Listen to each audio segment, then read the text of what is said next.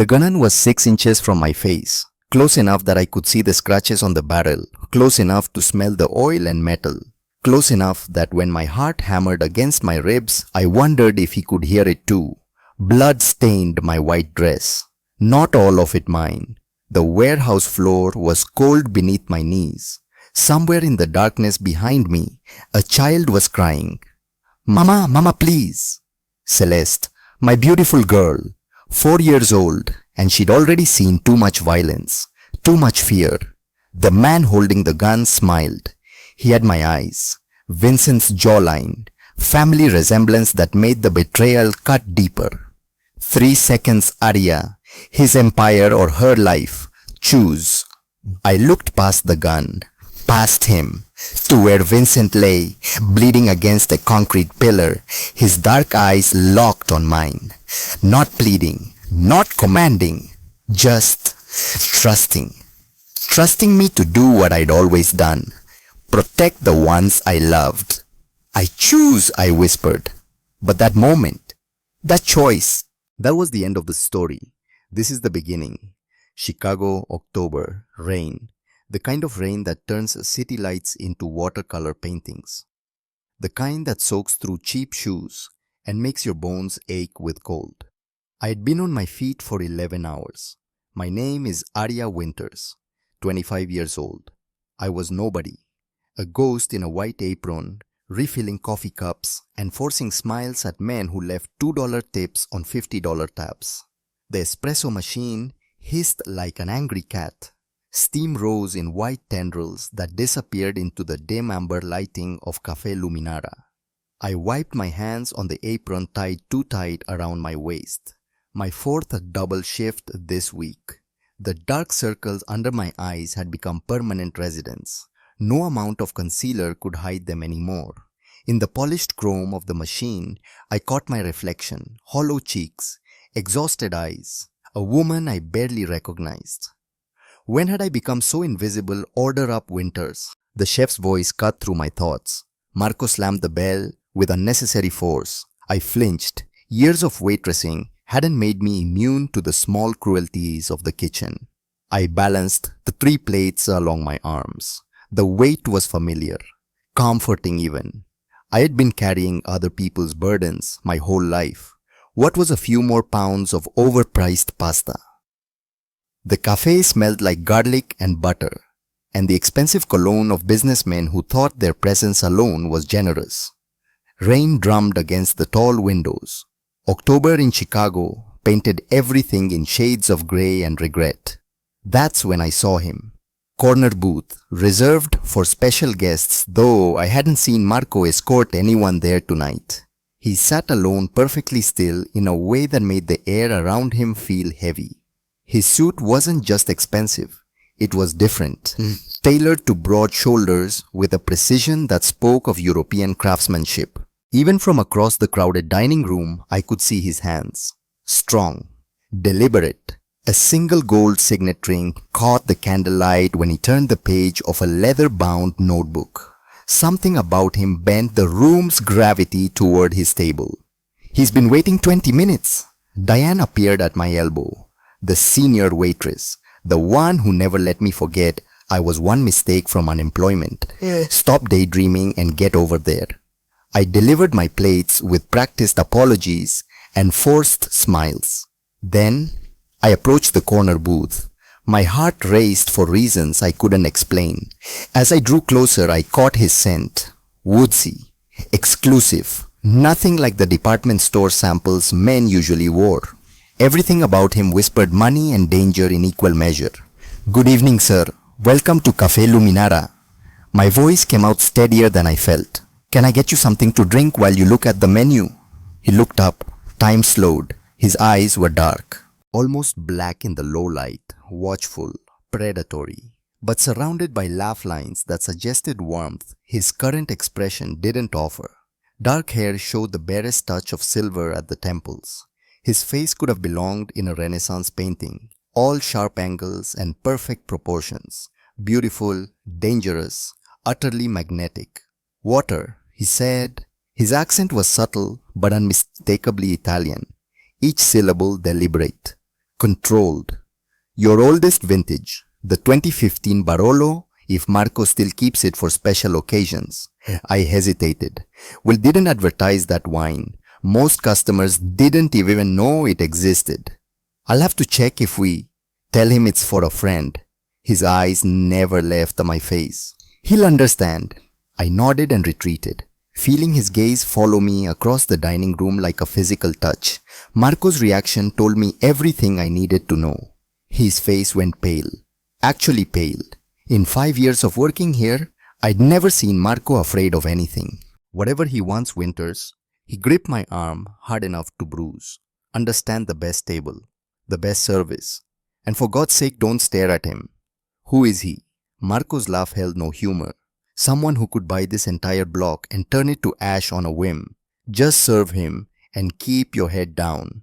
I returned with wine that cost more than my monthly rent. My hands trembled slightly as I poured. When our fingers brushed as I handed him the glass, an electric shock ran through me. His hand was warm, the skin surprisingly smooth except for calluses I couldn't identify. Thank you. His eyes dropped to my name tag. Arya. The way he said my full name, not Ari, not the shortened version everyone used. My grandmother's name, the one I'd left behind with her grave. Something in my chest tightened. Just Arya is fine, I said quickly, his eyebrow arched. I prefer Arya Winters. It suits you better. There was no room for negotiation in his tone. The rest of my shift passed in a strange fog. No matter which table I served, my attention remained tethered to that corner booth. He sat there for hours, occasionally speaking in rapid Italian into a sleek black phone, his voice too low to catch actual words. Twice men in dark suits entered, spoke briefly with him, left without ordering anything. The restaurant emptied slowly. By 11, only a handful of tables remained occupied. The mysterious man in the corner stayed. Marco sent the kitchen staff home, but he insisted I remain until our last guest decided to leave.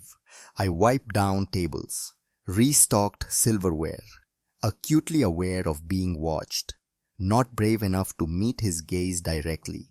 That's when everything changed. The bell over the door jangled, harsh, violent in the quiet space. 3 men stumbled in. Their loud voices and unsteady movements marked them as drunk before the sour smell of alcohol hit me. But something was wrong.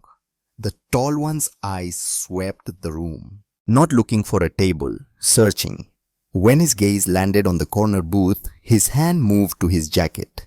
Kitchen's closed, I said automatically, moving to block their path deeper into the restaurant.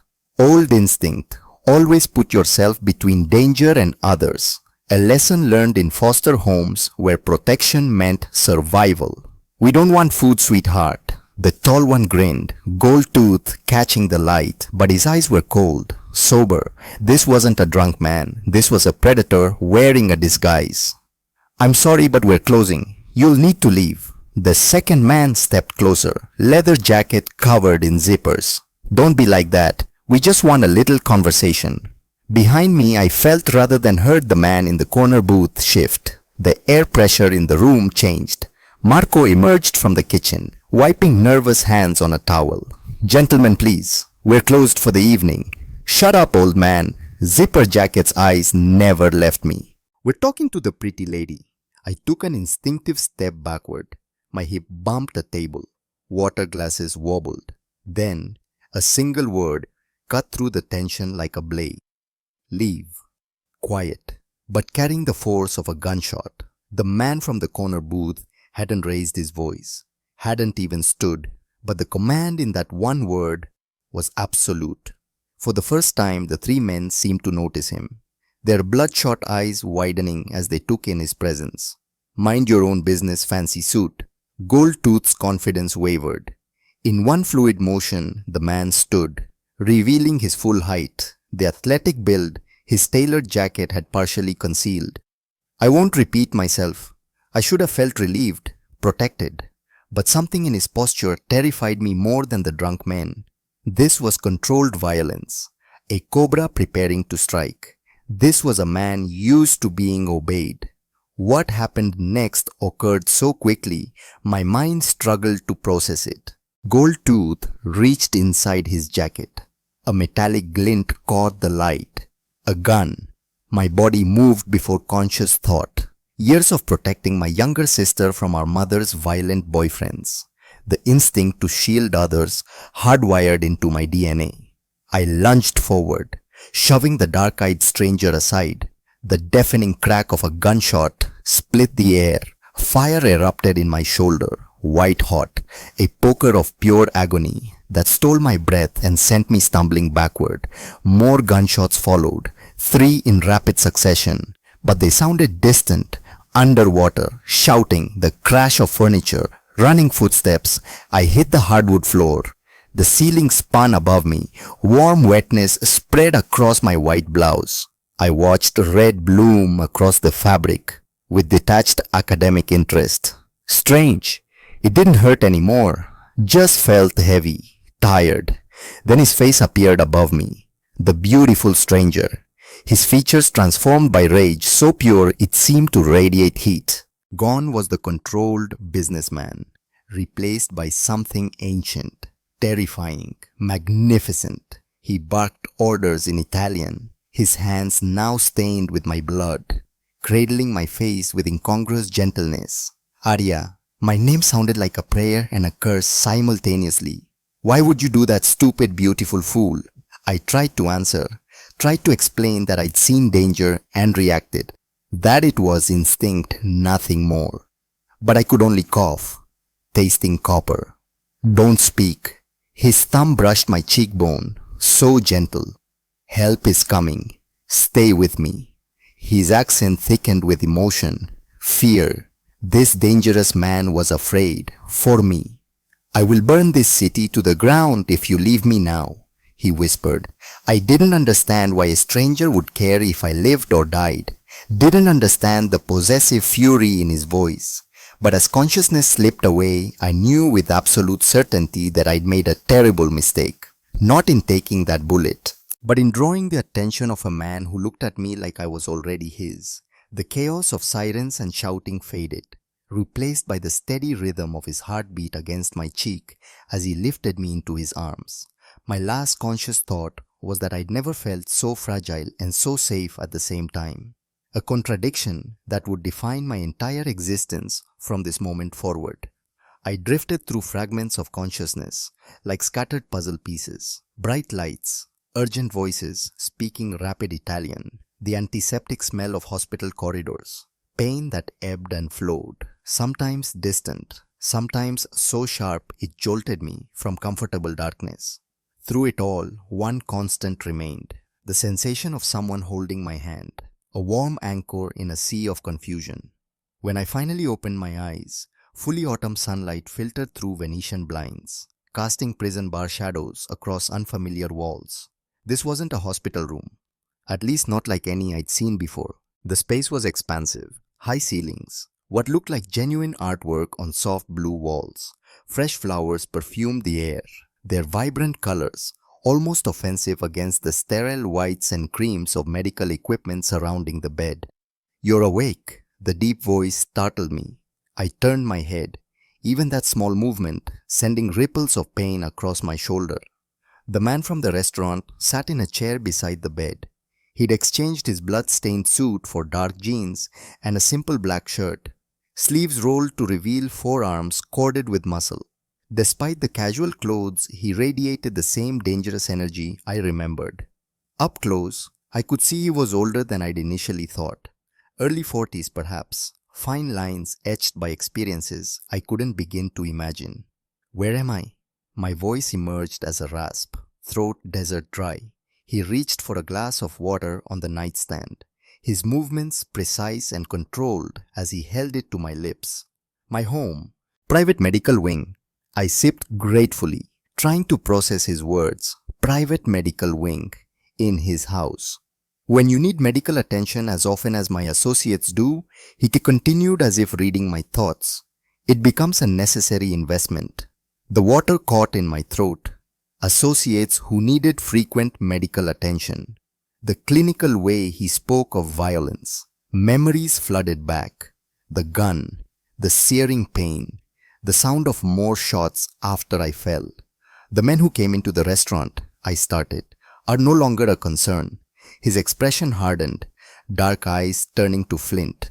One is dead, the others will wish they were once there found. A chill swept through me despite the warm blankets. He spoke of death so casually, like discussing the weather. How long have I been here? 3 days. His jaw tightened. You lost a significant amount of blood. The bullet missed major arteries but damaged muscle tissue. The doctor says you were lucky. Lucky wasn't the word I would have chosen. I attempted to sit up, gasping as pain lanced through my left shoulder. Instantly, his hands were there, supporting me with surprising gentleness, arranging pillows behind my back, his face uncomfortably close to mine. You need to rest, he said. Recovery will take time. I need to call work. Panic rose in my chest. My sister. God, Ivy must be terrified. Where's my phone? Marco will fire me if I don't. His laugh cut me off, a sound both genuine and unsettling. Marco will not fire you. The restaurant is closed indefinitely for renovations, which it desperately needed anyway. The casual way he spoke of closing my workplace sent anxiety flooding through me. I can't afford to lose that job. My voice cracked with weakness I hated. I have rent due, my sister's medical bills. Your financial concerns are resolved. He said it simply, as though informing me it might rain later. I stared at him, unable to process what he was saying. Your apartment has been paid through the year. Your sister's medical expenses are covered. All of them, past and future. My heart stopped. How do you even know about Ivy, about her condition? Something flickered in his eyes. Not quite guilt, but close. I make it my business to know about people who interest me. I don't want your charity. I forced steel into my trembling voice. I don't want anything from you. I just want to go home. He leaned forward, capturing my hand in his skin warm against my cold fingers. Home doesn't exist anymore, Arya. The way he said my name sent shivers down my spine. What does that mean? A knock at the door interrupted us. A younger man entered, broad shoulders, military bearing, family resemblance in the dark eyes and strong jaw. Sorry to interrupt, Uncle Vincent. His gaze flickered to me with undisguised curiosity. But you asked to be notified immediately.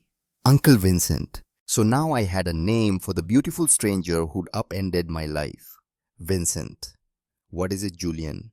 The younger man's expression turned grim. Fire at Arya's apartment building. Started in her unit. Accelerant used. Neighbors reported men asking questions about her earlier today. The room tilted. My apartment. Everything I owned. The few photos I had of my parents. Ivy's childhood drawings I'd saved. Gone. Ivy. I gasped. Where's Ivy? Is she? Safe. Vincent cut in smoothly. She's at Memorial Hospital. Moved there this morning for observation related to her condition. She's under guard, protected. You moved my sister without telling me. I anticipated this possibility. His voice remained calm, clinical. The men who attacked the restaurant saw you save me, Arya. In my world, that makes you either a weapon or a weakness. They chose to treat you as the latter. He released my hand, standing to pace the length of the room. Konstantin Volkov, Russian Mafia. He's wanted me dead for 3 years. Last night was his 3rd attempt. You complicated his plans by interfering. I didn't know. I know.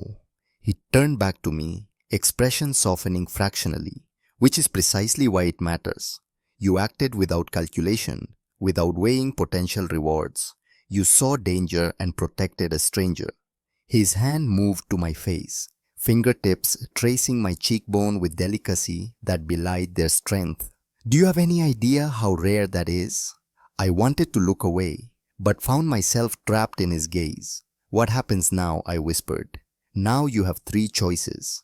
He moved to the window, hands clasped behind his back. 1. You join my household. Accept my protection.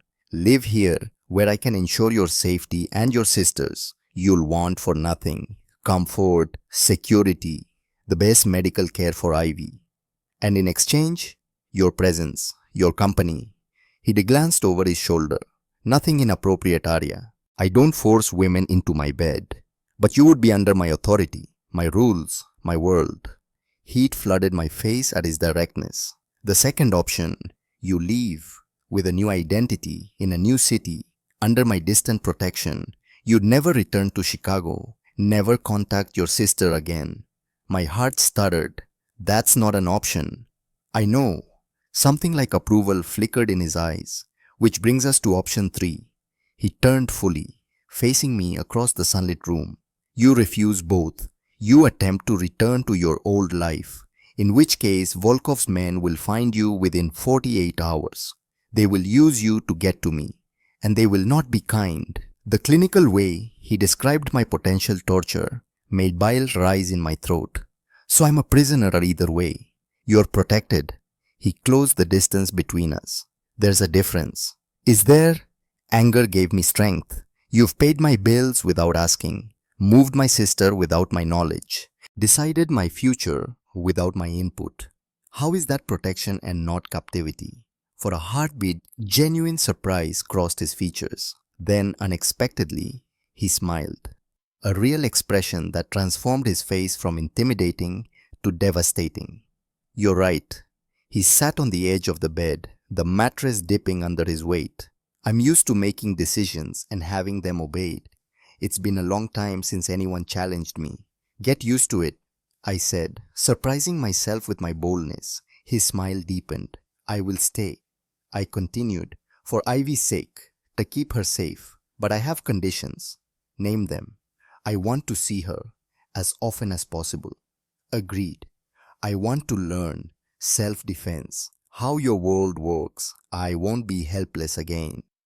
Something shifted in his expression, respect mixed with calculation. Also agreed. Anything else? Don't treat me like property, like something you own.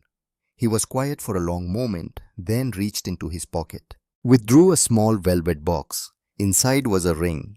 Delicate gold band with a small ruby set in antique filigree. In my world, symbols matter, he said quietly. This ring identifies you as under my protection. It tells anyone who understands such things that you are untouchable. He held it out. I stared at the beautiful, terrible thing. It's a collar, I whispered. It's a shield. He captured my hand, slipped the ring onto my finger. Perfect fit, of course. One that might save your life. The weight felt disproportionate to its size. I'll wear it, I said slowly. But that doesn't make me yours. His dark eyes held mine, something dangerous flickering in their depths. You're under my protection now, Arya Winters. In my world, that creates obligations, expectations. The sooner you understand that, the safer you'll be. Before I could respond, another knock interrupted. A woman's voice called from the hallway. Mr. Marcello, she's asking for her again. Vincent's expression shifted, something vulnerable flickering across his features. Come. The door opened. An older woman in a simple dress entered. Kind face, gentle eyes. Arya, this is Vera. She manages my household. Vincent stood. Vera, this is Arya Winters. She'll be staying with us. Welcome, dear. Vera's smile was genuine, warm in a way that made my chest ache with homesickness. Who's asking for me? I directed the question to Vincent. He hesitated. For the first time since I'd met him, he looked uncertain. My daughter, Celeste. She's 4 years old. She hasn't been well since her mother died 2 years ago. Won't eat, won't speak. The doctors say it's trauma-related. He moved toward the door, then paused. She heard your voice when they brought you in. Asked Vera who the singing lady was. It's the first time she's spoken in 3 months. My heart clenched. A little girl, motherless, suffering. I'd like to meet her, I said softly. Vincent's shoulders relaxed fractionally.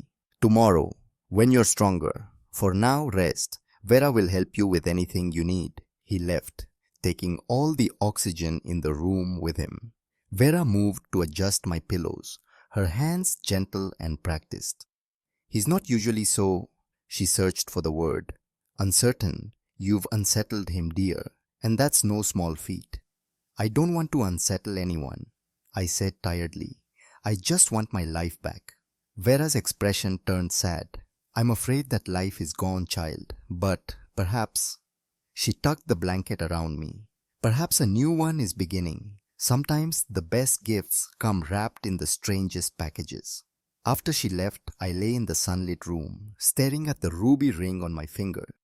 3 days ago, I'd been invisible, a ghost serving pasta to people who never really saw me. Now I was somehow tangled with a mafia boss who looked at me like I was precious and terrifying in equal measure. A man who spoke of protection and possession in the same breath. A man whose daughter needed something I might be able to give, hope. Outside my window, I could see manicured gardens, high stone walls. Beyond those walls was my old life, modest, struggling, but mine. Somehow, I knew returning to it wouldn't be simple. Sleep claimed me eventually, dragging me into dreams where I ran through endless corridors, pursued by faceless men, while Vincent Marcello watched from the shadows, waiting to catch me when I fell. The phone call came at 3 in the morning. I'd been living in Vincent Marcello's world for 2 weeks. 2 weeks of learning that safety came with invisible chains. That protection felt suspiciously like possession. 2 weeks of watching a 4-year-old girl slowly come back to life. Celeste, dark curls like her father's, eyes that had seen too much grief for someone so small. The first time Vera brought her to my room, she'd stood in the doorway, silent, watching me with the wary stillness of a wounded animal. I didn't rush her, didn't overwhelm her with false cheer the way her previous nannies had tried. I simply sat by the window and hummed, the same lullaby my grandmother used to sing, a melody from a time when the world felt safer. Celeste had moved closer, inch by careful inch, until her small hand touched mine. She hadn't let go for an hour. Now, 14 days later, she followed me everywhere, insisted I read her bedtime stories, refused to eat unless I sat beside her at the table. Vincent watched these moments with an expression I couldn't quite read. Hunger, longing, fear. He was falling for me. I could feel it in the way his hand would linger when he passed me coffee, the way his eyes tracked my movements across a room. And God help me, I was falling too, for a man whose hands had killed, whose world ran on violence and secrets, who looked at me like I was salvation and damnation wrapped in one impossible package. But tonight, something shattered our fragile peace. The moment came after Celeste's bedtime. She'd fallen asleep clutching my hand, whispering in her sleep, "Mama, don't leave me like she did." Vincent stood in the doorway. I hadn't heard him approach. His face was unreadable in the dim light from the hallway. When Celeste's breathing evened into deep sleep, I carefully extracted my hand, followed Vincent into the corridor. "She called you Mama," he said quietly. "I heard. I've told her not to. It's too much to ask of you." "It's okay." The words surprised me as much as him. "I don't mind." Something shifted in his expression, raw, vulnerable. "She's never, not since Francesca died, she hasn't attached to anyone. Maybe she just needed someone who understood loss." I thought of Ivy, of raising her alone after our parents died. I know what it's like to be the one left behind. Vincent's hand rose, hesitated, then cupped my face with that now familiar gesture. "You're remarkable, Arya Winters. I'm just trying to survive in your world." "No." His thumb traced my cheekbone. "You're thriving, and it terrifies me." "Why?" "Because I'm falling in love with you, and that's the most dangerous thing I could do." The confession hung between us, heavy, undeniable. I should have pulled away, should have reminded him of boundaries, professional distance. Instead, I leaned into his touch. "Vincent." The spell shattered. Julian's phone rang somewhere downstairs. Urgent, insistent. Vincent's hand dropped. The moment lost. But the truth remained. We were crossing lines we couldn't uncross. 3 hours later, everything fell apart. Julian's phone call had been about Leo, Vincent's most trusted guard, the one who'd been watching over Ivy at the hospital during her recovery. They found him at dawn, dumped at the front gate like trash. I followed Vincent outside despite his protests, needing to see, to understand. Leo lay crumpled against the iron gates. Blood pooled beneath him. His face was unrecognizable, swollen, broken, but he was breathing.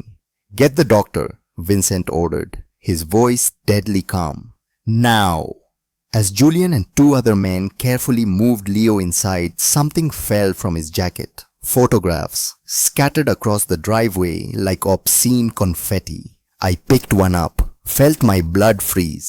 Ivy, at the hospital, walking to physical therapy. The photo taken yesterday. Another photo, Ivy sleeping in her hospital bed. Someone had been in her room. A third me, pushing Celeste on swings in the garden yesterday afternoon, taken from outside the walls. "They've been watching us," I whispered. Vincent took the photos, his jaw tight enough to crack teeth. I noticed something else. Dark marks on Leo's chest visible through his torn shirt. I moved closer. Letters carved into his skin with deliberate precision. "The girl or war." "Volkov," Vincent said, each syllable edged with ice. "He's escalating, trying to force my hand. What does he want? You, dead or delivered to him, doesn't matter which, as long as I suffer." His hands clenched the photos. "He knows Ivy is your weakness. Celeste is mine." Julian appeared from inside.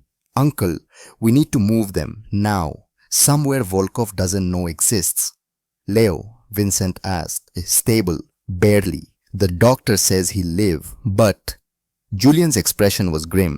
"They broke both his legs, dislocated his shoulders, pulled out 3 fingernails." This was a message, not an interrogation. My stomach turned. How long before he can tell us anything? Days, maybe longer. They worked him over professionally. Vincent looked at the photos again, at the message carved into his guard's flesh, at me. Decision crystallized in his dark eyes. "Pack essentials. We leave for Montana in 2 hours. Montana, a compound. Off-grid, fortified." His hand found mine, squeezed. "It's the only place I can guarantee your safety while I end this." "End this how?" His smile was cold, predatory. The businessman stripped away to reveal the killer underneath. "Volkov wants war. I'll give him one. But first, I need to know you're safe." "Vincent, please Arya." His voice cracked, just slightly. "Let me protect you. Let me keep Celeste safe. Let me do this one thing right." The vulnerability in his voice undid me. "Okay," I whispered. "Okay." We left as the sun rose. 2 black SUVs, armed guards. Julian driving the lead vehicle with Vincent and me and Celeste. Vera in the second car with essential staff and medical supplies. Celeste slept through most of the journey, curled against my side, occasionally whimpering in her sleep. I held her, stroked her hair, whispered promises I hoped I could keep. Vincent sat across from us, laptop open, phone constantly ringing, conducting business and war preparations simultaneously. But his eyes kept returning to us, to Celeste sleeping peacefully in my arms, to me watching over his daughter like she was my own. "She's never slept this well," he said quietly. "Even before Francesca died, she's always been a light sleeper. She feels safe. Because of you." The weight of that responsibility should have terrified me. Instead, it felt right. Montana appeared on the horizon as evening fell, mountains rising like sentinels. The compound sat in a valley, surrounded by forest, invisible from the main road. Security was immediately apparent. Cameras, motion sensors, armed patrols. This wasn't a home. It was a fortress. "How long will we be here?" I asked as we pulled through heavy gates. "As long as it takes." Not an answer, but the only one he could give. Inside the compound was surprisingly comfortable, rustic but well appointed. A main house with bedrooms, a separate building for security, underground bunkers that I tried not to think about too hard, where I immediately began organizing, making the space feel like home despite its military functionality. Celeste woke as we carried her inside, looked around with wide, frightened eyes. "Where are we, Daddy?" "Somewhere safe, Principessa. like a castle where dragons can't find us. Are there really dragons? Vincent's eyes met mine over her head. Yes, they said, and I'm about to hunt them. Not anymore, baby, I said instead. Your daddy made sure of that. That night after Celeste was asleep, Vincent and I stood on the main house's deck. Mountains silhouetted against the sky full of stars I'd never seen in Chicago. I'm sorry, he said. This isn't the life I wanted for you. What life did you want for me? He was quiet for a long moment. Then, one where you chose to stay, not because you had to, but because you wanted to. And if I told you, I turned to face him. That parts of this terrify me, but parts of it feel more like home than anywhere I've been in years. What would you say? His hand rose, cupped my face with that gesture I'd come to crave. I'd say you became mine the moment you stepped between me and that bullet, and I'm selfish enough to be grateful for it, even knowing the cost. Then he kissed me, not gentle, not tentative, but desperate, like a man drowning and I was air. I kissed him back, tangling my fingers in his hair, pulling him closer even as some part of me whispered this was dangerous, stupid, impossible. But I'd spent my whole life being careful, playing it safe. For once I wanted to be reckless. When we finally broke apart, both breathing hard, he pressed his forehead to mine. I love you, he whispered. God help me, I love you. I know. I kissed him again, softer. I know, but I didn't say it back, not yet, because love in Vincent Marcello's world came with a price, and I wasn't sure I was ready to pay it. The call came 2 weeks into our Montana exile, 2 weeks of strange domesticity, Vincent working remotely, coordinating his legitimate business and his less legitimate war against the Volkov. I spent my days with Celeste, teaching her, playing with her, watching her blossom in this strange mountain fortress. Ivy was still in Chicago, still in the hospital, but Vincent assured me she was protected. Guards rotated 24 hours. No one got in or out without clearance. I called her every day, heard her voice, confirmed she was alive, safe. It wasn't enough, but it would have to be. Then the doctor called, Tuesday morning. I was making breakfast while Celeste drew pictures at the kitchen table. Miss Winters, this is Dr. Morrison from Memorial Hospital. My blood froze. It's about your sister. Ivy's condition has deteriorated. We need to operate immediately. The spatula fell from my hand, clattered against the stove. What she was stable. You said the medication was working. Complications. Her heart. The valve we've been monitoring. It's failing faster than anticipated. But Morrison's voice was gentle but firm. We need to replace it today, within the next 6 hours, or we could lose her. Or we could lose her. Those words, that possibility, unacceptable. I'm in Montana, I can't. We'll proceed with the surgery. I just wanted you to know, in case. She trailed off, leaving the horrible possibilities unspoken. In case Ivy didn't survive. In case I never saw my sister alive again. Vincent appeared in the doorway, saw my face, crossed the kitchen in 3 strides. What's wrong? Ivy. Her heart, they need to operate now. My voice broke. I have to go back. I have to be there. No. Julian's voice from behind Vincent. Uncle, it's too dangerous. Volkov's men are watching the hospital. It could be a trap. I don't care. I moved toward the door. Vincent's hand on my arm stopped me. She's my sister. The only family I have. I won't let her go through this alone. Arya, listen to me. Vincent started. No. I yanked my arm free. You listen. I stayed here because you asked, because I trusted you to keep her safe. But if she dies and I'm not there, I'll never forgive you. Or myself. The room fell silent. Celeste looked up from her drawing, sensing the tension. Mama Arya, why are you crying? I hadn't realized I was. Vincent's face softened. He looked at me. At Celeste, at Julian's warning expression, then made his choice. We go, all of us, maximum security, but we go. The private jet touched down in Chicago 4 hours later. Every minute felt like an eternity. Vincent on his phone, coordinating security, Julian arguing about exposure risks, me sitting frozen, imagining all the ways Ivy could die while I was trapped at 30,000 feet.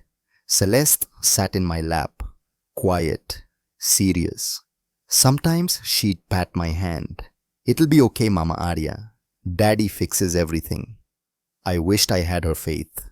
The hospital was chaos, surgical teams prepping, me signing consents with shaking hands, Vincent beside me, a wall of protective fury. "I want my best people on her," he told Dr. Morrison, quiet, deadly. "If she doesn't survive, we'll do everything possible, Mr. Marcello." It wasn't a promise, just a statement of intent. They took Ivy back. She looked so small on that gurney, pale, frightened. "I love you," I called as they wheeled her through the double doors. "Love you too, sis." Her voice was barely a whisper. "Don't let the cute guy do anything stupid while I'm gone." Then she disappeared into surgery, and the waiting began. Vincent had arranged a private waiting room, comfortable chairs, good coffee, but none of it mattered. I paced, wore a path in the carpet, counted ceiling tiles, watched the clock with intensity that made seconds feel like years. Celeste colored quietly in the corner. Vera brought food no one ate. Julian stood guard outside, a silent sentinel. Vincent sat, perfectly still, watching me. "Sit down, Arya. You're recovering from a gunshot wound. You'll hurt yourself." "I can't." My voice cracked. "If I stop moving, I'll fall apart." He rose in one fluid motion, crossed to me, pulled me against his chest. I fought him for exactly 3 seconds. Then I broke. Sobs tore from my chest. Ugly, raw, all the fear and exhaustion and grief I'd been holding back for weeks, years, maybe my whole life. Vincent held me through it, one hand cradling my head, the other arm wrapped around my waist, his heart beating steady beneath my ear. "I lost my wife on a table like this," he said quietly. "Celeste was only 2. Complications during a routine surgery. They said it should have been simple, safe." I pulled back to look at him. His face was carefully neutral, but pain flickered in his dark eyes. Francesca was laughing when they took her back, making jokes about how she'd be back to dancing within a month. His jaw tightened. I never heard her voice again. One of Vincent. "I'm telling you this because I understand what you're feeling right now. The helplessness, the rage at a universe that takes good people for no reason." His hands cupped my face, thumbs brushing away tears. "But I won't let you lose your sister. Whatever it costs, whatever it takes, Ivy's going to survive this. You can't promise that. Watch me." Something in his voice, in his eyes, made me believe him. We sat together after that, my hand in his, not speaking, just breathing through the endless minutes. An hour passed, then 2. Celeste climbed into my lap, pressed her small face against my neck. "Don't be sad, Mama. She'll be okay. I know she will." "How do you know, sweetheart?" "Because you need her, and people we need don't leave. Not really. They stay in here." She patted my chest, right over my heart. I held her close, this beautiful wise child. 3 hours, 4. Finally the operating room doors opened. Dr. Morrison emerged, still in surgical scrubs, pulling down her mask. Time stopped. I couldn't breathe, couldn't move. Every possible future hung on whatever words came next. "Please, please, please." The prayer repeated like a heartbeat. The surgery was successful. Dr. Morrison smiled, actually smiled. We replaced the valve, repaired the damaged tissue. Ivy's in recovery now. Vital signs are strong, stable. The room tilted. Vincent's arm caught me before my legs gave out. "She's okay," I gasped. "She's really okay. She'll need time to heal. Months of careful recovery. But yes, Miss Winters, your sister is going to be fine." I don't remember making the decision to move. One moment I was standing, the next I was in Dr. Morrison's arms, hugging a surprised surgeon and sobbing thank you over and over. When I finally pulled back, Vincent was there, steady, solid. I turned to him, saw my own relief reflected in his dark eyes. And without thinking, I kissed him. Not gentle, not calculated, just pure feeling. His hands were in my hair, pulling me closer, kissing me back with an intensity that made the hospital corridor disappear. When we finally broke apart, both breathing hard, I whispered against his lips, "Thank you for getting me here, for making me believe." His hand cupped my face. "Always, for as long as you let me." The next 3 weeks passed in a blur of recovery and domesticity I'd never experienced. Ivy healed in a private room Vincent arranged, the best care money could buy. I split my time between the hospital and Vincent's Chicago penthouse, watching my sister grow stronger while I grew more entangled in a life I'd never chosen. But somewhere along the way, it stopped feeling like captivity. It started feeling like family. Celeste would wake from nightmares calling for me. Mama Aria, Mama Aria, I'm scared." The first time it happened, Vincent appeared in my doorway at his penthouse, conflict written across his features. "I'm sorry.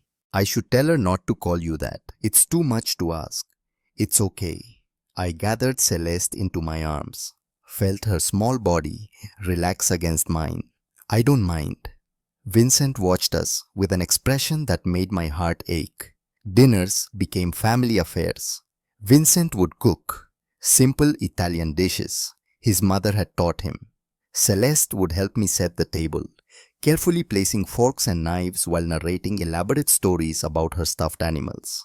Vera would join us, sometimes Julian, the line between employer and employee blurring into something warmer. One evening, Vincent taught me Italian phrases, his lips close to my ear as he corrected my pronunciation, sending shivers down my spine that had nothing to do with fear. "Sei la mia luce," he murmured. "You are my light." "That's beautiful." "It's true." His hand covered mine on the table, in front of Celeste, in front of everyone. A claim, a promise. Later, after Celeste was asleep, we'd sit on the terrace overlooking the city, talking for hours, about everything and nothing. He told me about growing up in his father's shadow, the weight of expectations, the moment he realized the family business wasn't importing olive oil like they claimed. I told him about foster care, the homes where I'd learned to make myself small, invisible, the determination to give Ivy a better childhood than I'd had. "You succeeded," he said quietly. "She adores you, trusts you completely." Sometimes I think I failed her. All those years struggling. Maybe if I'd made different choices. "You gave her love." His thumb stroked the back of my hand. "Everything else is just details." We almost kissed that night, leaning closer on the terrace, the city lights painting everything in gold and shadow. But Celeste's voice called from inside. "Daddy, Mama Aria, I need water." We broke apart laughing. "She has impeccable timing," Vincent said ruefully. "She's protecting me," I countered. "Smart girl, knows her father's dangerous." His smile faded, eyes going serious. "I am dangerous, Aria. Don't forget that." "I know exactly who you are, Vincent Marcello." I stood, moving toward the door. "And I'm still here." I felt his gaze on me all the way inside, burning, wanting, holding back only by the thinnest thread of control. The day everything fell apart started like any other. Ivy had been discharged, staying in a guest room to continue recovery. She was strong enough to walk the gardens now, color returning to her cheeks. I'd taken Celeste to the park, a small 1-3 blocks from Vincent's building. Julian followed at a discreet distance, ever the watchful guardian. Celeste loved the swings, would laugh with pure joy as I pushed her higher, higher, her dark curls flying in the autumn wind.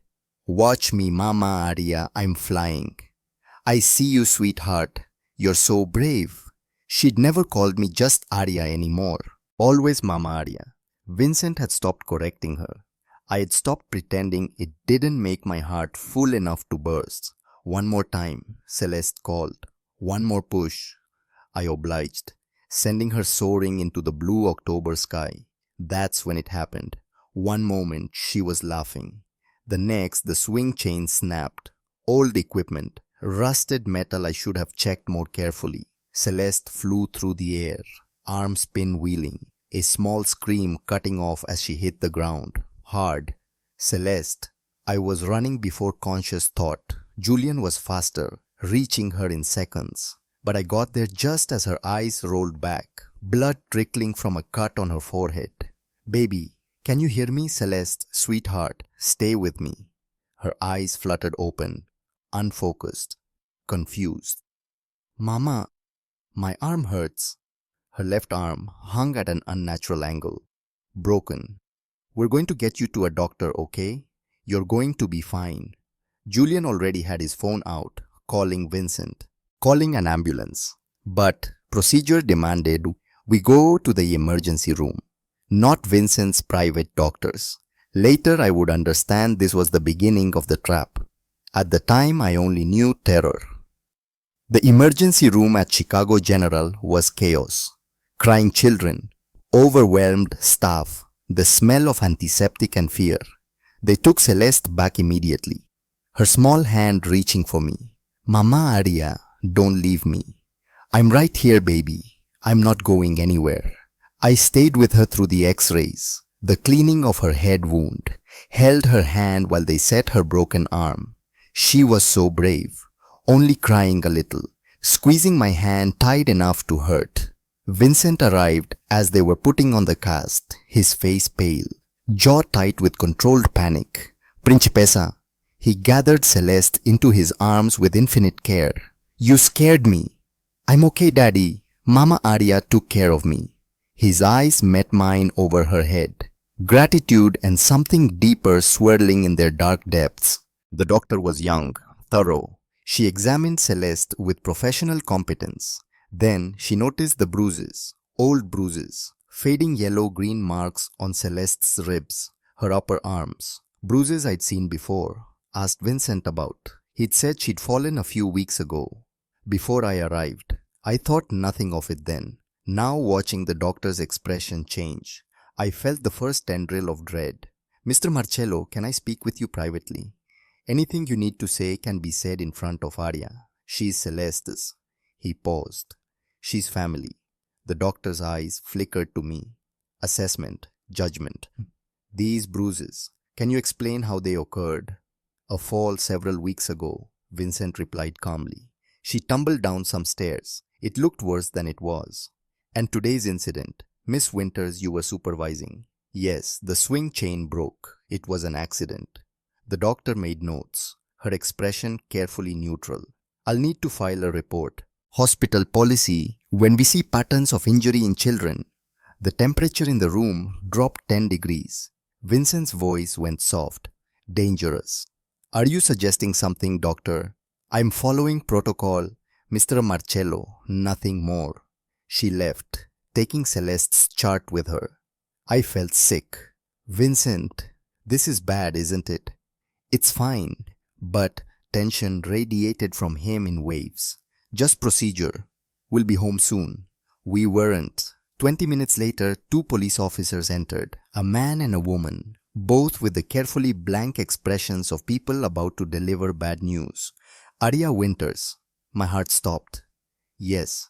We need you to come with us. We have some questions about your relationship with Celeste Marcello.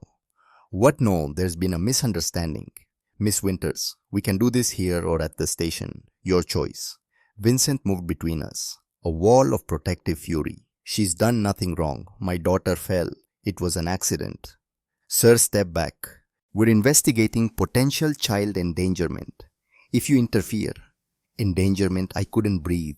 I love that little girl. I would never. The evidence suggests a pattern of abuse, Miss Winters. Multiple injuries over several weeks. We need to ask you some questions. Celeste started crying. Mama Aria didn't hurt me. The swing broke. Tell them, Daddy. But it was too late. They put handcuffs on me. Cold metal biting into my wrists. Read me rights I couldn't process over the roaring in my ears. The last thing I saw before they led me away was Vincent's face, torn between his daughter and me. not quite believing, not quite trusting, and in his eyes I saw the death of something precious. After everything, I whispered, "You don't believe me." He didn't answer. The silence was answer enough. They took me to Cook County Jail. Processing was a nightmare of fluorescent lights and invasive searches and questions I couldn't answer. I was alone. Vincent hadn't come, hadn't sent Julian or a lawyer or even a message. He thought I'd hurt Celeste, the man I'd saved, the man I'd started to love, thought I was capable of harming a child. The cell they put me in was small, concrete and steel and the smell of desperation. My cellmate was a woman named Marie, 40-something, hard eyes, watching me like a predator sizing up prey. "What are you in for, princess? Child endangerment." The words tasted like poison, but I didn't do it. I didn't hurt her. Marie snorted. "Yeah, everyone in here is innocent." I curled on the thin mattress, shoulder throbbing, heart breaking.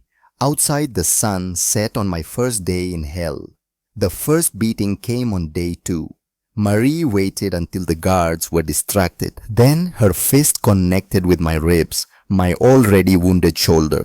Pain exploded through me. "Nothing personal," she said conversationally, hitting me again. "But I got paid good money to make sure your stay here ain't comfortable." Paid. Someone had paid her to hurt me. I tried to fight back, but I was weak, injured, no match for a woman who'd learned to survive through violence. When she finally stopped, I lay gasping on the concrete floor, tasting blood. The guards never came. They'd been paid too, to look the other way. Someone wanted me to suffer, and I had a terrible suspicion I knew who. Day 3, Ivy came to visit. They brought me to a room divided by bulletproof glass. My sister sat on the other side, looking healthier than she had in months, but her eyes were red from crying. "Arya," her voice broke. "They're saying you hurt that little girl, but I know you. You couldn't. You wouldn't." I didn't. Each word hurt, bruises making it hard to breathe. "Someone's setting me up, Ivy. I don't know who or why, but Vincent hasn't called, hasn't tried to help you." Ivy's anger was fierce, protective. How could he think you'd hurt a child? That was the question that tormented me through sleepless nights. How could he doubt me after everything we'd shared, everything I'd done? "Maybe I was wrong about him," I whispered. "Maybe he's just a monster in an expensive suit. Then why does my heart still break for him?" Ivy pressed her hand to the glass. I matched it with mine, as close to touching as we could get. "Hold on," she said. "I'm trying to find you a lawyer, someone who'll actually fight for you." But I could see the hopelessness in her eyes. We both knew the truth. I was alone in this. Night 3, I prayed for the first time in years, kneeling on cold concrete, hands clasped like my grandmother had taught me. "God, if this is punishment for loving him, I accept it. But please, please don't let Celeste think I abandoned her. Don't let her believe I hurt her." Tears fell silently in the darkness. "And if this is how my story ends, let Ivy know I died loving her, that she was the best thing in my life." I'd never felt so broken, so utterly defeated. The beautiful fool who'd saved the wrong man. Then everything changed. Day 4, morning. The guard appeared at my cell. "Winters, you're being released." I blinked, certain I'd misheard. "What?" "Charges dropped. You're free to go." Marie whistled low. Well, well, guess somebody found their conscience after all. In the processing area, Vera waited, her kind face tight with fury. She wrapped me in a careful hug, mindful of my injuries. "I'm so sorry, child. If I'd known sooner." "Known what?" "The truth. Come. Vincent's waiting." We drove in silence to his building, every bump making my bruised body scream. Vincent was pacing his office when we arrived. He looked terrible, unshaven, dark circles under his eyes, suit rumpled like he'd slept in it, if he'd slept at all. He froze when he saw me, eyes going wide with horror at my visible injuries. "Arya, don't." I held up a hand. "Just tell me why I'm here." Vera moved to a laptop on his desk, pulled up security footage. I went through every camera in the house, she said quietly, looking for evidence of the old bruises the doctor mentioned. The video showed Celeste, 3 weeks ago, on the main staircase, and a man I'd never seen before pushing her down the stairs. The resemblance to Vincent was unmistakable. Younger, harder around the edges, but definitely family. Dante, Vincent said, voice rough with emotion. My younger brother, he's been unstable, jealous. I didn't realize he'd actually harm Celeste to hurt me.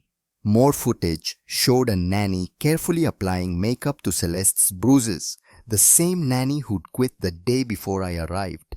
Both paid by Dante to abuse and conceal, to frame me when the opportunity arose. I'm so sorry, Vincent's voice broke. I failed you. I failed Celeste. I was so afraid when I saw her hurt that You threw me to the wolves, I finished. After I saved your life, after I loved your daughter, you believed I could hurt her. I was wrong. Who took a step toward me? I moved back. Arya, please, let me make this right. How? My voice shook with fury and grief. How do you make right 3 days of hell of being beaten because you didn't send protection? Of losing faith in the one person I thought saw me? I don't know. He dropped to his knees, right there on his expensive office floor. But I'll spend the rest of my life trying. Vincent Marcello, crime boss, killer, kneeling before me with tears on his face. I don't deserve forgiveness, he continued. I don't deserve you, but please give me one chance to prove I can be the man you need. My heart was breaking. Again, differently, because despite everything, I still loved him. Damn me for a fool. I need conditions, I said finally. If I'm going to stay, anything, you never doubt me again, ever, no matter what it looks like. Never. Dante answers for what he's done, to me, to Celeste. He will. And you propose to me properly, not possession. You ask me, like I'm your equal. He looked up, hope flickering in his dark eyes. You're not my equal, Arya Winters. My heart sank. You're better than me. Braver, kinder, more than I deserve. He pulled a ring box from his pocket, opened it, to reveal a simple diamond. Elegant, perfect. But I'll spend my life trying to be worthy of you, if you'll let me. Before I could answer, his phone rang. Julian's name on the screen. Vincent answered, listened, his face going white. No, not her. What? Fear clawed up my throat. What happened? He ended the call, looked at me with devastation in his eyes. Celeste is gone. Taken from the hospital 30 minutes ago. The world stopped. Dante left a message. Your empire or her life, Vincent. Midnight. Warehouse 47. His hands were shaking. He's going to kill my daughter to destroy me. I was moving before conscious thought. Toward the door. Toward action. Where are you going? Vincent called.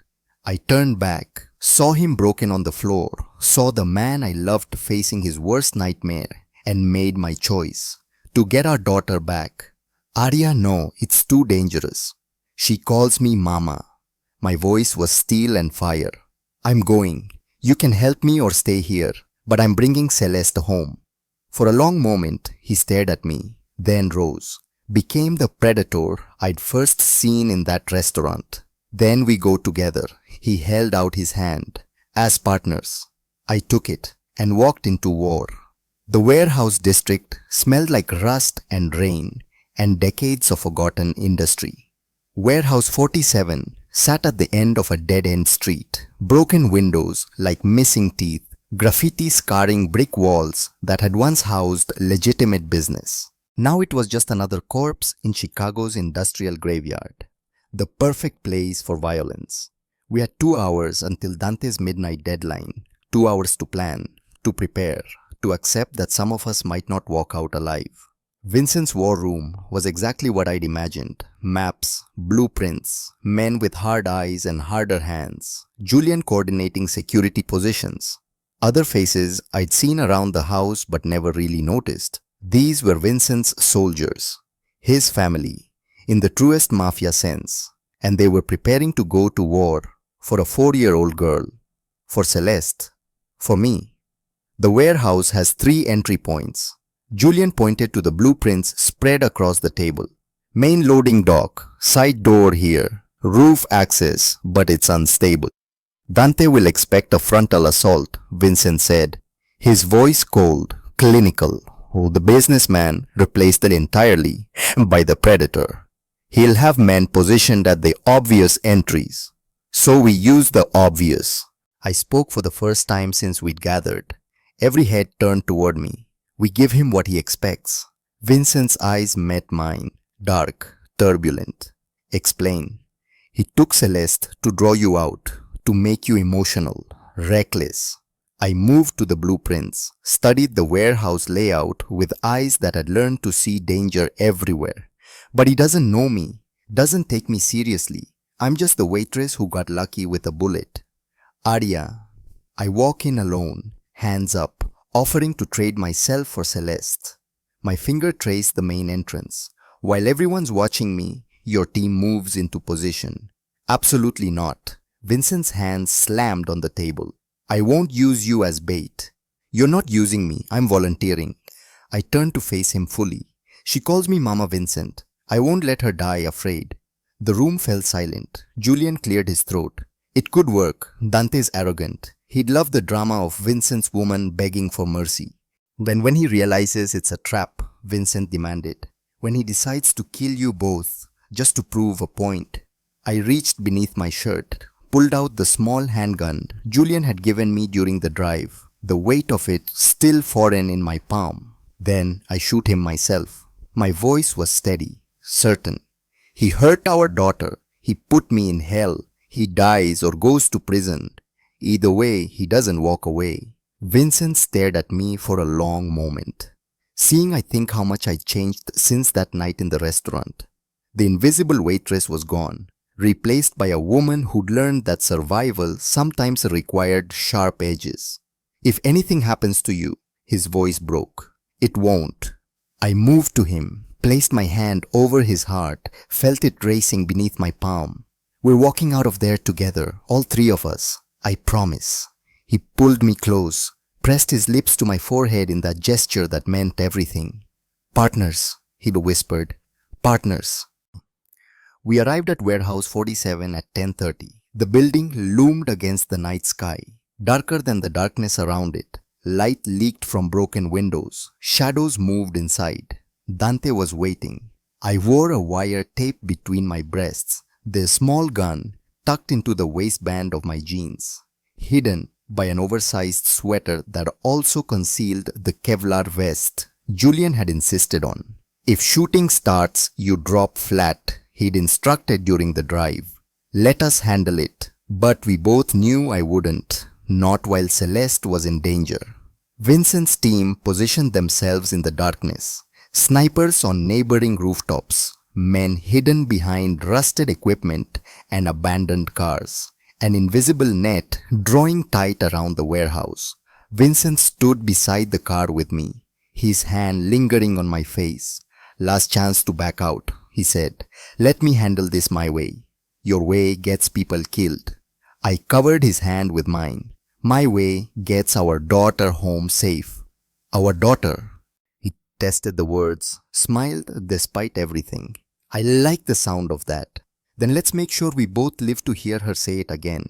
I walked away before I could change my mind, before fear could paralyze me. The warehouse door hung open, invitation and threat. I stepped through, into the lion's den. The interior was vast, empty. Footsteps echoing on concrete floors stained with oil and time. Industrial lights hung from chains, casting pools of sickly yellow illumination. In the center of the space, a spotlight blazed, harsh, theatrical, and in that spotlight stood Dante Marcello. He looked so much like Vincent it hurt. Same strong jaw, same dark eyes. But where Vincent's face showed hard-won wisdom, Dante's showed only bitterness. He held Celeste in front of him, one arm around her small body, the other hand holding a gun. My beautiful girl. Her face was tear-streaked, terrified, but alive. Mama Arya! Her scream echoed through the warehouse. Every maternal instinct I possessed roared to life. I'm here, baby. I'm right here, Dante laughed. The waitress, Vincent didn't even have the balls to come himself. Let her go. I walked forward, hands raised, trying to appear unthreatening. That was the deal. Me for her. You! Dante's laugh was cruel. You're nothing. A nobody who got lucky. Why would I trade Vincent's precious daughter for you? Because I'm what he loves. The truth of it is settled in my chest. And you want to hurt him, so take me. Prove you can destroy what he cares about. Dante's eyes narrowed, calculating, suspicious. Where is he? Where's my coward brother hiding? Probably halfway to Canada by now. I kept my voice steady, contemptuous. Turns out the great Vincent Marcello loves his own skin more than his daughter's life. The lie tasted like poison, but Dante's smile said he believed it. Finally, he shoved Celeste forward. Finally, I win something. Celeste ran toward me. 3 steps. 4. Then Dante's gun swung up. But first let's make sure Vincent hears you scream. The gunshot was deafening in the enclosed space. I dove sideways, felt the bullet pass close enough to tear fabric, hit the concrete, and rolled, reaching for the gun at my waist. But Dante was faster. His hand locked in Celeste's hair, yanked her back against him, gun pressed to her small head. Nice try, but I'm not stupid. His men emerged from the shadows, 6 of them, armed, surrounding me. Now drop whatever weapon you're hiding, or I paint the walls with her brain. I froze, every tactical advantage gone in an instant. Okay, I raised my hands again, slowly. Okay, don't hurt her. The gun, now. I pulled it from my waistband, set it on the concrete, kicked it away. Dante's man grabbed me, rough hands patting me down, finding the wire, ripping it free. Vincent, if you're listening, Dante spoke into the wire before crushing it under his boot. Come watch your women die. He forced me to my knees, gun pressed against my skull. Cold metal, the smell of oil and death. Celeste was sobbing. Mama Arya, I'm scared. I know, baby. My voice was remarkably steady. Close your eyes, okay? Think about something happy. Any last words? Dante asked. Before I make Vincent watch you bleed, I smiled. Actually smiled. Yeah, you forgot one thing. What's that? I'm not helpless anymore. During the pat-down, they'd missed one thing. The thin metal hairpin I'd slipped into my boot, the one Vera had given me that morning with knowing eyes. Sometimes, child, she'd said, the smallest weapons save lives. I grabbed it now, drove it into the thigh of the man holding me. He roared, loosened his grip. I twisted, grabbed his gun, fired blind at the overhead lights. Darkness exploded. Gunfire erupted from every direction. Vincent's team breaching, muzzle flashes like lightning in the blackness. Dante screamed, stumbled backward, and dropped Celeste. I heard her fall, heard the sickening crack of her head hitting concrete. Then silence. Celeste! I crawled through the chaos, bullets whining overhead. Baby, where are you? My hands found her in the darkness, small, still, too still. No, no, no, no. I gathered her into my arms, felt for a pulse. Nothing. She wasn't breathing. 4 years old, and she wasn't breathing. Emergency training from a lifetime ago kicked in. The CPR certification I'd gotten when Ivy was born.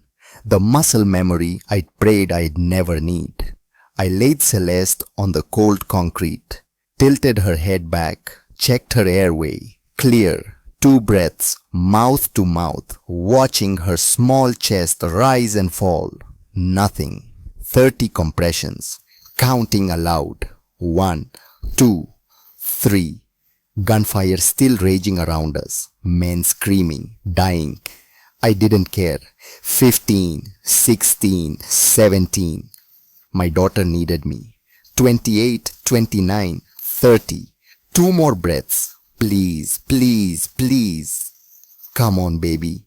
Come back to mama. 30 more compressions. Tears streaming down my face. Breathe, Celeste. Breathe. Her chest hitched. Once. Twice. Then a gasping cough.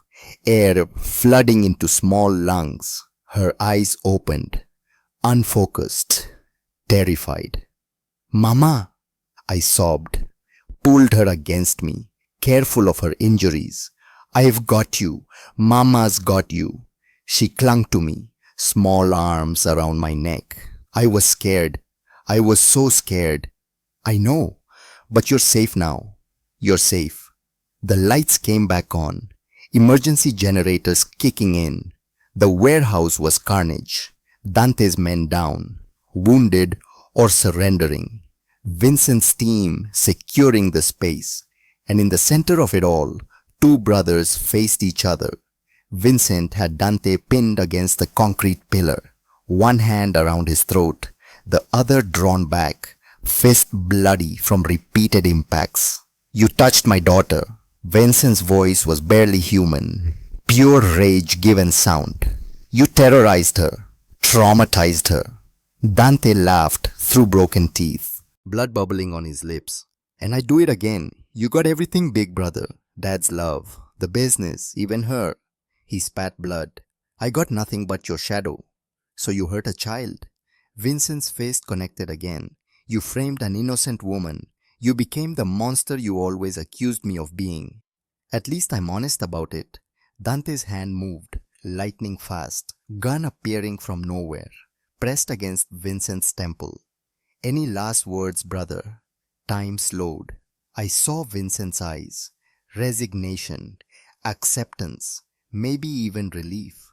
He'd spent his whole life in violence. Maybe dying by it seemed fitting. But I'd saved him once. I'd do it again. The gun I'd taken from Dante's man was still in my hand, heavy, loaded. I raised it, aimed, and fired. The shot echoed like thunder.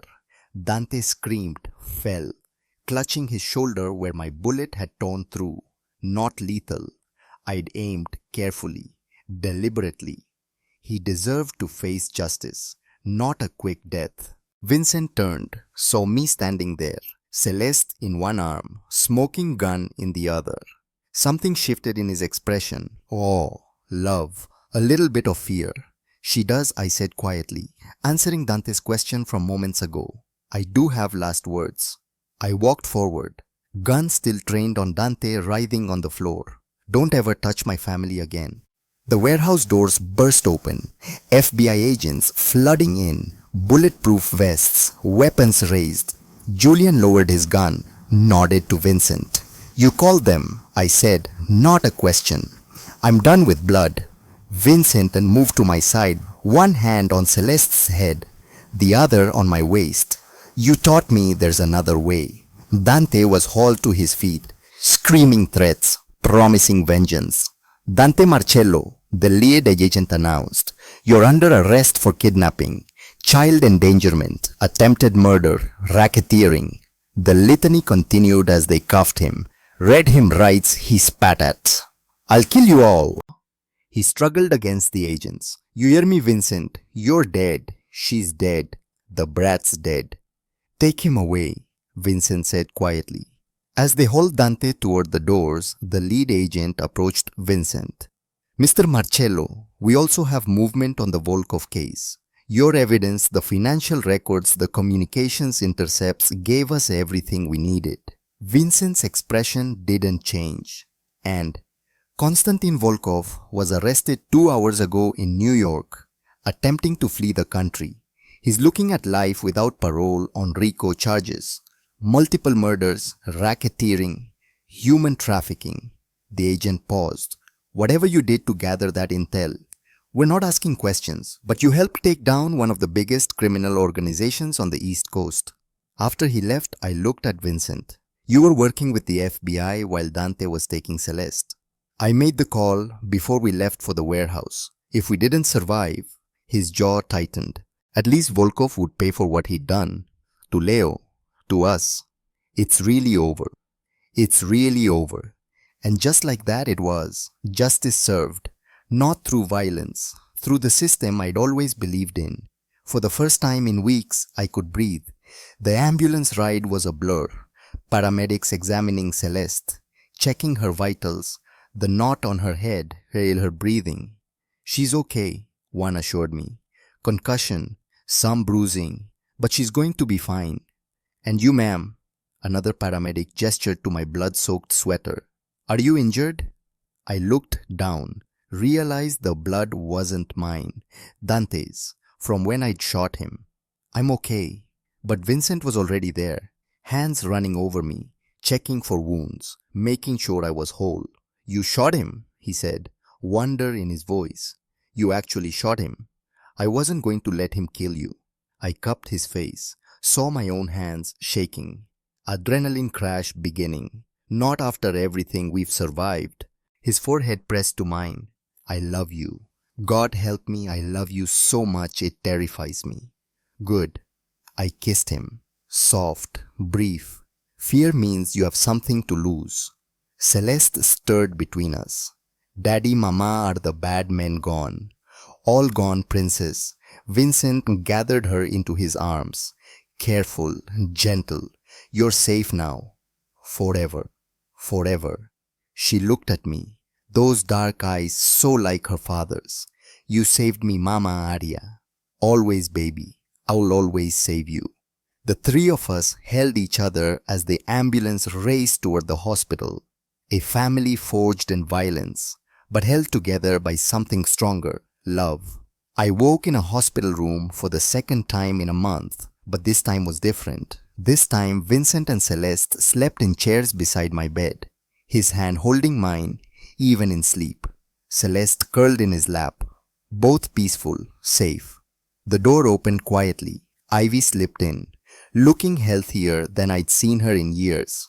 Color in her cheeks, strength in her movements. Hey sis, she smiled. You scared me again. I'm okay. My voice was hoarse, throat raw from smoke inhalation I didn't remember. We're all okay. The doctors say you have a mild concussion, bruised ribs, powder burns on your hand from firing the gun. Her eyes were serious. But you saved that little girl's life, Arya. The paramedics said if you'd been even a minute slower with the CPR. I wasn't. I squeezed her hand. I couldn't be. Vincent stirred, eyes opening, seeing me awake. Relief crashed across his features like a wave. Arya. My name was a prayer, a benediction. Celeste woke too, careful not to jostle her bandaged head. Mama. She reached for me. I gathered her close. Breathing in her little girl's scent. Proof she was alive. Real. Mine. Vincent moved to the other side of the bed, and suddenly we were all together, holding each other, this broken, beautiful family. Later, after Ivy left, after Celeste dozed off again, Vincent pulled something from his pocket. The ring box. The one from his office, what felt like a lifetime ago. But instead of standing over me, he knelt beside the hospital bed, eye level, equal. Arya Winters. His voice shook slightly. I'm not ordering you. I'm not claiming you. I'm asking you.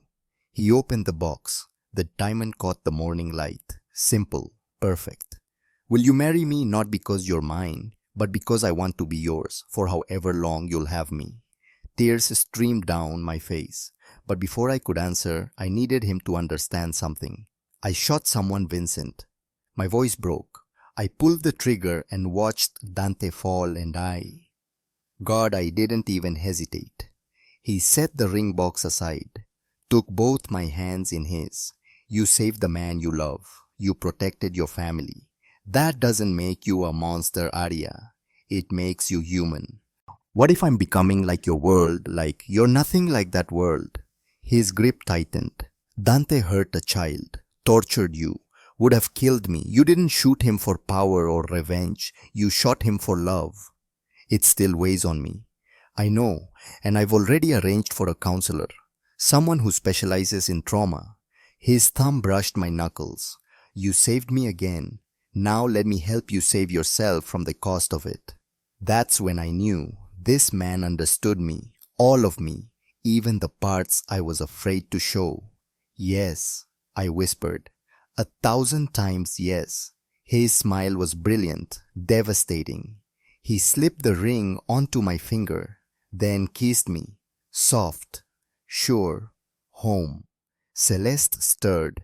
Did you say yes, Mama? I did, sweetheart. Good. She clapped her small hands. Now we're a real family. We were always a real family, Princess, Vincent said. Now we're just making it official. Ivy returned with coffee, saw the ring, started crying happy tears. And despite the hospital room, the injuries, the trauma we'd all survived, we laughed because we'd made it through the fire and come out stronger on the other side. The Montana compound looked different in spring.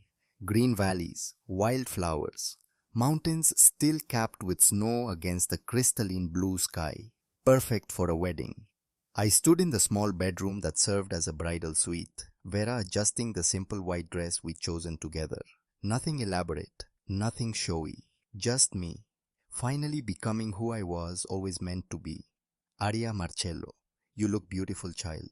Vera's eyes were wet. Vincent is a lucky man. I'm the lucky one. I touched the ruby ring Vincent had given me that first day, now worn on my right hand, a reminder of where we'd started. He gave me a family. A knock at the door. Ivy entered, stunning in a soft blue bridesmaid dress. Ready? She asked. So ready. The ceremony was in the garden, chairs set up in neat rows. Flowers everywhere. The intimate gathering we'd both wanted. Julian stood as best man. Vera and a handful of Vincent's most trusted people filled the seats. The family we'd chosen rather than the one we'd been born into. And at the front, Vincent waited. He wore a simple dark suit, no tie, hair slightly disheveled from the mountain wind. But his eyes held everything: love, devotion, promise. Celeste walked ahead of me as flower girl, scattering petals with serious concentration. Her cast had come off last week. The nightmares were fading. She was healing. We all were. When I reached Vincent, he took my hand, brought it to his lips. You came back to me, he whispered. Always. The officiant spoke words about love and commitment, about building a life together. But I was too focused on Vincent's face, on the tears sliding down his cheeks as he said his vows. I, Vincent Marcello, promise to love you, not as a possession but as a partner, to honor your strength, to support your dreams, to build a life with you that's worthy of the sacrifice you made that night. His voice broke. You taught me that love isn't about control. It's about trust, and I trust you with everything I am, everything I have, everything I'll ever be. Now I was crying too. I, Aria Winters, promise to love you, not despite your darkness, but with full knowledge of it, to stand beside you, to challenge you, to remind you every day of the man you can be. I touched his face, felt him lean into my palm. You taught me I was worth saving, even when I'd given up on myself, and I'll spend my life showing you the same mercy. I now pronounce you husband and wife. The kiss was soft, sweet, full of promise. Celeste cheered. My daddy married my mama, and the small gathering laughed and applauded. We danced as the sun set, Vincent holding me close, swaying to music played on someone's phone. Thank you, he murmured against my hair. For what? For seeing me, the real me, for loving me anyway. I pulled back to look at him, this beautiful, complicated man. I didn't fall in love with a mafia boss, Vincent. I fell in love with a father who'd do anything for his daughter. A man who learned to choose justice over vengeance, who knelt in the dirt and begged forgiveness. His hand cupped my face. I'm leaving the organization completely. Julian's taking over the legitimate businesses. The rest, he shrugged. Let someone else handle it. I'm building something clean for our family. Our family. The words made my heart full. What will you do? Whatever you want, wherever you want. He spun me gently. As long as I'm with you, I don't care. That night we celebrated. We danced. We laughed until our sides ached. And when Celeste fell asleep in my arms, Vincent carried her to bed, then returned to dance with me under the stars. Two broken people who'd found each other in the wreckage and built something beautiful. The courtroom was packed for Dante Marcello's sentencing. I sat beside Vincent, his hand tight in mine. Celeste was with Vera, too young to see this, but old enough to deserve knowing justice was served. The judge read the verdict. Dante Marcello, you have been found guilty of kidnapping, child endangerment, attempted murder, conspiracy, and racketeering. The court sentences you to 35 years in federal prison without possibility of parole. Dante didn't look at us as they led him away, just stared straight ahead, empty, defeated. Outside the courthouse, reporters swarmed. Vincent shielded me, one hand protectively on my pregnant belly, 4 months now starting to show. Mr. Marcello, how does it feel knowing your brother will spend the rest of his life in prison? Vincent's voice was steady, certain. It feels like justice. Finally. Betty drove home in silence, but it wasn't the heavy silence of before. This was peace, closure. That night, Felicity crawled into our bed, a rare occurrence, now that her nightmares had mostly stopped. Mama is the bad man, really gone forever. Forever, sweetheart. He can't hurt anyone ever again. She patted my belly gently. Will baby brother be safe? The safest Vincent promised, because he'll have you protecting him. Celeste beamed, then softer. I'm glad you saved Daddy that night, Mama, even though it was scary. I kissed her forehead. Me too, baby. Me too. The restaurant was chaos during dinner rush, but I loved every minute of it. Order up, Tony called from the kitchen. I balanced 3 plates despite my sous chef's protests that I should be resting. 6 months postpartum with baby Marcus, and I'd never felt stronger. Arya's table had become more than a restaurant. It was a community, a family. Every month we hosted free dinners for foster kids. I'd watch them eat, really eat, without fear of it being taken away, and remember being that girl. Invisible, hungry, desperate for someone to see her. Now I saw them, and I made sure they knew they mattered. Vincent appeared from the dining room, now fully legitimate, running a real estate development company that actually helped neighborhoods instead of exploiting them. He wrapped his arms around me from behind, hands settling on my waist. How are my girls today? Your son, I corrected, bouncing Marcus on my hip, just took his first steps this morning. I missed it. Genuine disappointment crossed his face. He'll do it again, many times. You'll have plenty of chances. Our daughter, now 6 years old, confident, happy, with only faint scars from that terrible night. She appeared in the kitchen doorway, Ivy behind her. My sister was in nursing school now, top of her class, everything we dreamed. Mama, can I help Aunt Ivy set tables? Of course, sweetheart. They disappeared into the dining room, laughing together. Vincent and I stood there, his arms around me, our son between us. Do you ever regret it? He asked quietly. Saving me that night. I turned in his arms, looked up at the man who'd been a stranger, who'd become my entire world. Every day, I said honestly. His face fell, and I'd do it again in a heartbeat. His smile was brilliant, devastating. I love you, Arya Marcello. I love you too, even when you're annoying, especially when I'm annoying. We kissed, soft, familiar, home. From the dining room, Celeste's voice rang out. Mama, tell us the story again about the night you saved Daddy. Vincent and I exchanged a look. Once upon a time, I called back, moving to join our family. There was a waitress who learned she was braver than she knew. Vincent followed, adding his part. And a fool who almost lost the best thing that ever happened to him. We gathered around the table. Celeste, Ivy, Vera, who'd insisted on helping tonight, Julian, who'd become more uncle than bodyguard. Family. Not by blood, but by choice. And as I looked around at these faces, I loved. These people who'd become my everything. I understood the truth. A bullet didn't change my life that October night. Love did.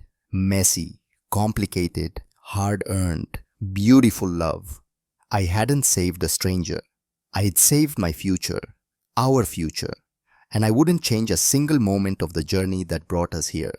Vincent's hand found mine under the table, the ruby ring catching light beside my wedding band. Celeste chattered about her day. Ivy teased her gently.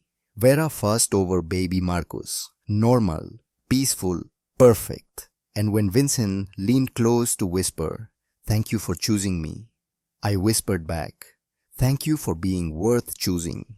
Outside, Chicago glowed in the twilight. The city where we'd found each other, lost each other, found our way back. Inside, our family laughed and ate and loved. The waitress and the mafia boss, the broken and the healing, the impossible becoming possible. One bullet, one choice, one love, forever.